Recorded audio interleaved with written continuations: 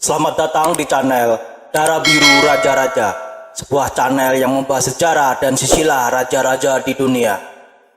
Pada video kali ini kita akan membahas tentang Utsman bin Yahya, Datuk Ba'alwi, kisah seorang antek Belanda.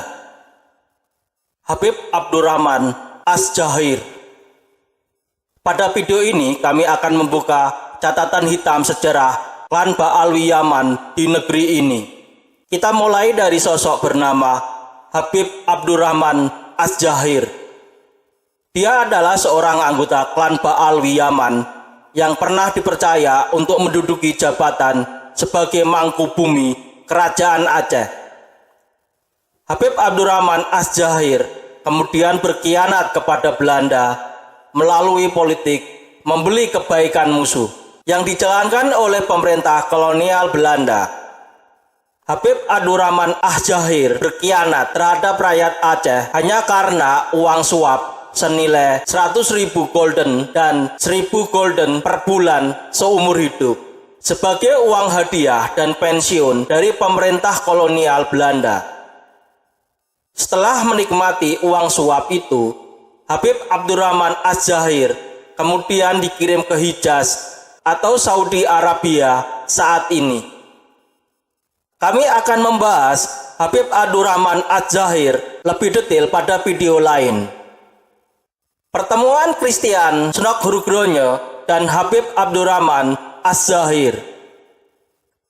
Pada tahun 1884, Christian Snokgurgronje sedang tinggal di Jeddah dalam rangka mempelajari agama Islam. Kemudian Snokgurgronje bertemu dengan Habib Abdurrahman Az-Zahir di kantor konsulat jenderal Belanda di Jeddah.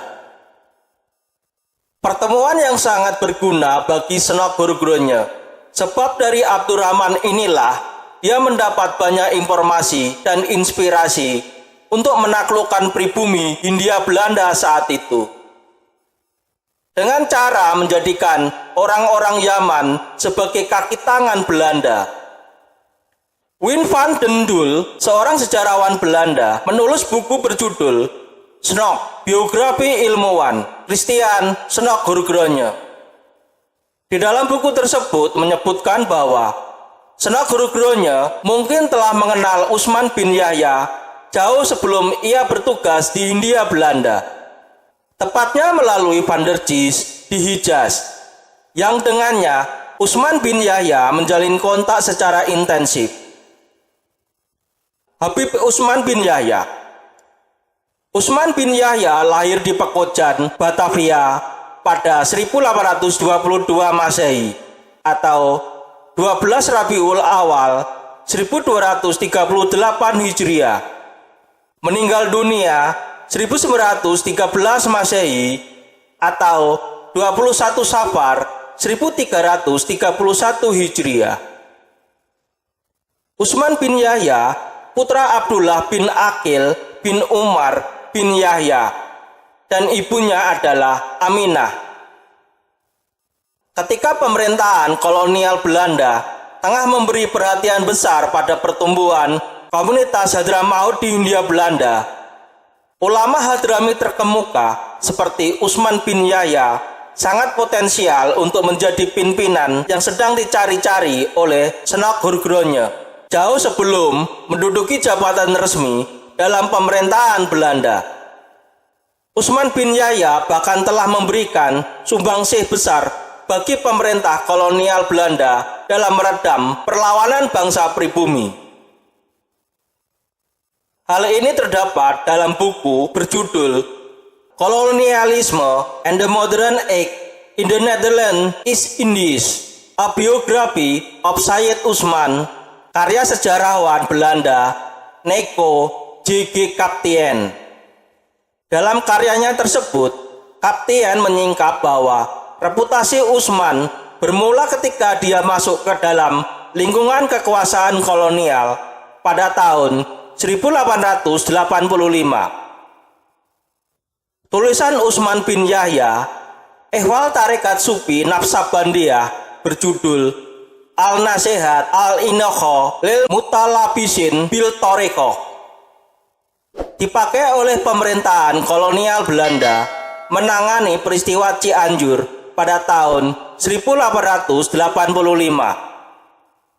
Peristiwa bersejarah ini dikenal juga dengan nama Geger Cianjur 1885. Karya Usman yang anti Naksabandia ini dijadikan oleh Karel Frederick Hull, penasihat pemerintah kolonial Belanda waktu itu, sebagai dasar argumen untuk memerangi para pengikut tarekat Sufi Naksabandia di tanah Parahyangan, khususnya terpusat di daerah Cianjur. Nico Kaptien juga menegaskan, peristiwa Cianjur menjadi sebuah momen untuk menciptakan kolaborasi antara Usman bin Yahya dan pemerintahan kolonial Belanda. Usman bin Yahya dan Senok Hurgronje adalah Senok Hurgronje yang kemudian menjadi pelindung Usman bin Yahya. Sejarawan Belanda Wim van den Dul juga menulis bahwa pada tahun 1886 Senok Hurgronje memuji Usman bin Yahya sebagai sekutu Arab pemerintah Hindia Belanda.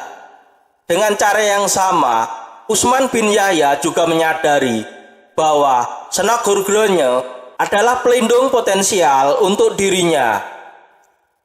Setelah 1 tahun Senok Hurgronje memuji-muji Usman bin Yahya, atas sarannya juga pemerintah kolonial Belanda kemudian menciptakan sebuah jabatan setengah resmi.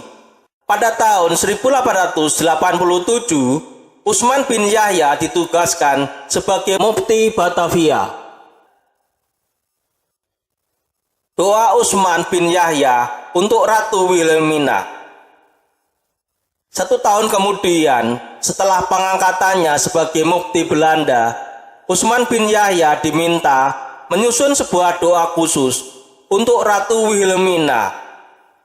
Dalam upacara naiknya sang ratu ke singgasana, tepatnya pada tanggal 31 Agustus 1889, Usman pun ikut serta dalam doa untuk sang ratu, memuji perlakuan kolonial yang menurutnya adil kepada Muslim Hindia Belanda karena membolehkan melaksanakan kewajiban-kewajiban agama mereka dan menjaga keamanan dan keadilan dalam kehidupan negara. Seraya mendoakan pula agar kerajaan sang ratu abadi memerintah di Hindia Belanda. Usman membacakan doa untuk Ratu Wilhelmina itu di Masjid Pekojan, tempat kelahirannya, pasca sembahyang Jumat pada tanggal 2 September tahun 1898. Dia juga membagikan salinan doa itu untuk dibaca dalam sembahyang Jumat di seluruh Jawa dan Madura. Doa ini mengundang reaksi keras dari beberapa faksi komunitas Muslim dan Arab, baik di Hindia Belanda maupun di Singapura. Usman bin Yahya resmi menjadi antek Belanda. 1 tahun kemudian, dalam sebuah surat yang dia kirim kepada Senok Hurgronje, Usman bin Yahya menyatakan kesediaannya mengabdi kepada Belanda.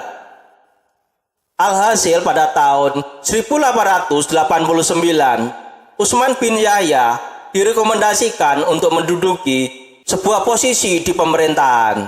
Tidak lama setelah kedatangan Senok Hurgronje di Batavia. Pasca 2 tahun bekerja, pada tanggal 20 Juni 1891, Usman bin Yahya kemudian diangkat sebagai penasehat kehormatan untuk urusan-urusan Arab. Usman bin Yahya menerima gaji sebesar 100 gulden per bulan. Jabatan ini dipegangnya hingga meninggal pada tahun 1914. Untuk memperteguh sikap pengabdiannya kepada pemerintah kolonial Belanda, Usman bin Yahya juga menulis kitab berjudul Manhajul Istiqomah Fiddin Bisalamah. Dalam koloponnya didapati keterangan jika kitab ini diselesaikan di Kampung Petamburan, Batavia pada tanggal 5 Zulkaidah tahun 1307 Hijriah, bertepatan dengan tanggal 22 Juli tahun 1890 Masehi. Yang sangat menyakitkan bagi kita, anak-anak bangsa, di dalam kitab ini tertulis bagaimana sikap dan pandangan Usman bin Yahya yang menentang gerakan revolusi petani di Cilegon, Banten yang terjadi pada tahun 1888 Masehi, yang melawan kebijakan kolonial Belanda. Gerakan tersebut dipimpin oleh seorang ulama karismatik Banten yang juga seorang ulama tarekat Naksabandiyah, yaitu Syekh Abdul Karim Al-Bantani dan Syekh Arsyad Tawil Al-Bantani. Usman bin Yahya menyebut gerakan ini sebagai bukan jihad, melainkan sebagai perlawanan kaum setan. Usman bin Yahya mendukung Belanda menentang perlawanan pribumi. Bagi pemerintah penjajah kolonial, Usman bin Yahya merupakan sosok yang sangat dicintainya karena kontribusinya yang cukup besar bagi pemerintah penjajah kolonial. Namun sebaliknya, bagi pejuang pribumi, Habib Usman dianggap sebagai pengkhianat. Di antara kebijakan kontroversi Habib Usman sebagai mufti Batavia saat itu, ia mengeluarkan fatwa haram dengan menyebutnya gurur atas perjuangan pribumi melawan penjajah kolonial. Perjuangan jamaah Thorikoh melawan penjajah di Banten. Fatwa Habib Usman dan surat Habib Usman kepada penjajah kolonial yang meminta untuk menghukum pejuang pribumi membuat sejumlah tokoh-tokoh pejuang pribumi dihukum mati, termasuk sejumlah murid Syekh Kiai Haji Abdul Karim. Diperkirakan 6.000 orang yang gugur dalam perlawanan di Geger Cilegon, belum yang gugur di Geger Cianjur dan Bekasi. Kitab Manhajul Istiqomah Bidin Bisalamah digunakan oleh Belanda untuk meredam perlawanan rakyat Aceh dan daerah-daerah lain di Indonesia.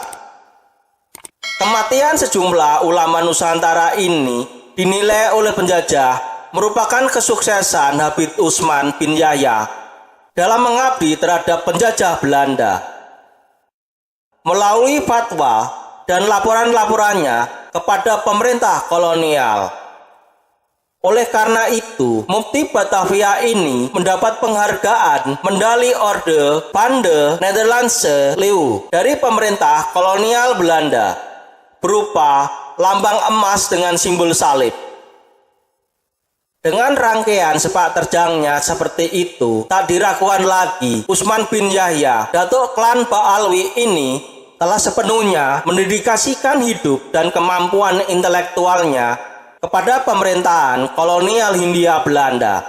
Dia adalah seorang Ba'alwi Yaman yang loyal, yang bertungkus lumus atau berjuang keras untuk memberikan legitimasi agama kepada kekuasaan kolonial Hindia Belanda dalam meredam perlawanan bangsa pribumi.